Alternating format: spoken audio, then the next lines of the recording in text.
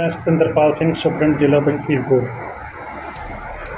ਜਿਵੇਂ ਕਿ ਤੁਹਾਨੂੰ ਪਤਾ ਹੀ ਹੈ ਕਿ ਸਰਕਾਰ ਵੱਲੋਂ ਮਗਨਰੇਗਾ ਸਕੀਮ ਤਹਿਤ ਹੋ ਰਹੀਆਂ ਸ਼ਿਕਾਇਤਾਂ ਦੇ ਨਿਪਟਾਰੇ ਲਈ ਜ਼ਿਲ੍ਹਾ ਪੱਧਰ 'ਤੇ ਇੱਕ ਲੋਕਪਾਲ ਨਿਯੁਕਤ ਕੀਤਾ ਗਿਆ ਹੈ। ਜ਼ਿਲ੍ਹਾ ਫਰੀਦਕੋਟ ਵਿਖੇ ਸ਼੍ਰੀ ਰਣਬੀਰ ਸਿੰਘ ਜੀ ਇਹਨਾਂ ਨੂੰ ਅਪੁਆਇੰਟ ਕੀਤਾ ਗਿਆ। ਇਹ ਜ਼ਿਲ੍ਹਾ ਫਰੀਦਕੋਟ ਹੋ ਰਹੀਆਂ ਸ਼ਿਕਾਇਤਾਂ ਦਾ ਸੁਣਨ, ਉਹਨਾਂ 'ਤੇ ਕਾਰਵਾਈ ਕਰਨ ਅਤੇ ਨਿਪਟਾਰਾ ਕਰਨ ਦਾ ਕੰਮ ਇਹ ਵੇਖਣਗੇ ਜੀ। सर देखा जाए तो शिकायत पिंडा काफ़ी आँदियाँ जी नरेगा घपला करते सरपंच चल जाते हैं सर कि हल होगी नरेगा जो भी है काम तो ऑनलाइन है। ये वैसे तो जो कुछ नहीं हैगा कि जोड़ा भी कि हाँ आप कह सकिए ऑनलाइन काम सारा डिमांड लेंदे इकट्ठे होकर डिमांड लेंदे। डिमांड के उपर सारा एस्टीमेट वगैरह तैयार होकर सारा करके डी साहब ए डी साहब की प्रवानगी नाल काम शुरू होंदा है। मस्टोल निकल काम तो मस्टोल निकलते कामां ते हाज़री लगती है। सर कई घरे बैठे ने कामां ते हाज़री लगती है नहीं इस बारे तो नहीं कुछ कह सकते।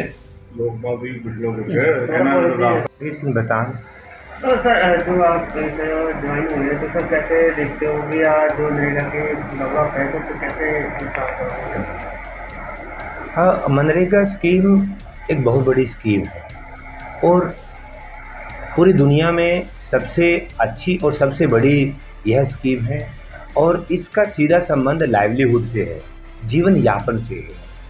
और उस जीवन यापन में के इस स्कीम के अंतर्गत जो व्यक्ति जिसनों काम चाहिए ज़रूरत है, हाँ वो एक साल में 100 दिन का काम वो मांग सकता है और भारतीय संविधान के मुताबिक उसे 100 दिन का काम देने की जो जिम्मेवारी है वो भारत सरकार की है, क्योंकि उसमें स्टेट गवर्नमेंट भी है, क्योंकि वेलफेयर स्टेट है।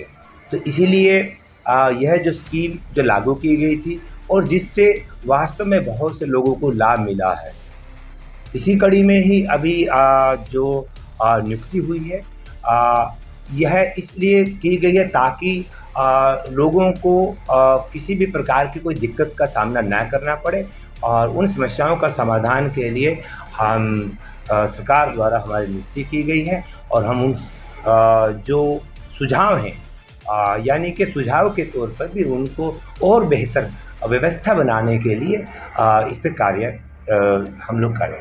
सर देखा जाए तो गांव में और जैसे कम चलता है तो और जो घर में बैठ जाते हैं जो होते हैं ना कर्मचारी, वो घर में बैठ के अपनी स्टोर पे जो लगते हैं जो काम करते हैं घर में लग आ रही होती, ऐसा क्या होता है? नहीं ऐसा अभी हम लोग ने अभी ज्वाइन किया है, हम लोग देखेंगे। लेकिन कभी कभी बहुत सी बातें हम लोग बिना डॉक्यूमेंट प्रूफ के कई बार हवा में बातें होती हैं और रियल में तो एक सरकार का एक बहुत अच्छा सिस्टम होता है, ऑनलाइन है, जॉब कार्ड बनते, पूरी प्रक्रिया रहती है।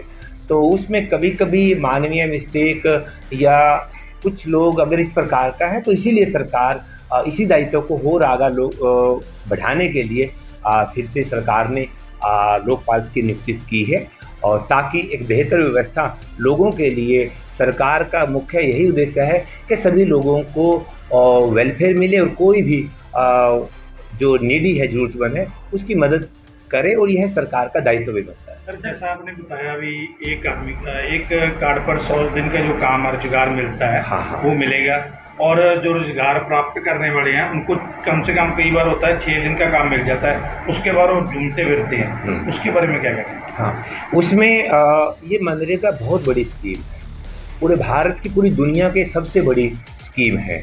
तो इसमें बहुत सी चीज़ें देखनी होती हैं कि कई बार एक व्यक्ति अकेला काम मांगता है तो एक व्यक्ति के लिए काम को आइडेंटिफाइड करना मुश्किल होता है। तो इसीलिए जब समूह बन जाता है और फिर उन व्यक्तियों के लिए वो आइडेंटिफाइड करते हुए काम फिर वो सुनिश्चित किया जाता है। तो इसलिए यह एक प्रक्रिया है। कभी कभी अज्ञानता या बहुत से गांव के अंदर उन तक जानकारी नहीं पहुंच पाती कि सर मुझे कितने दिन पहले आवेदन करना है।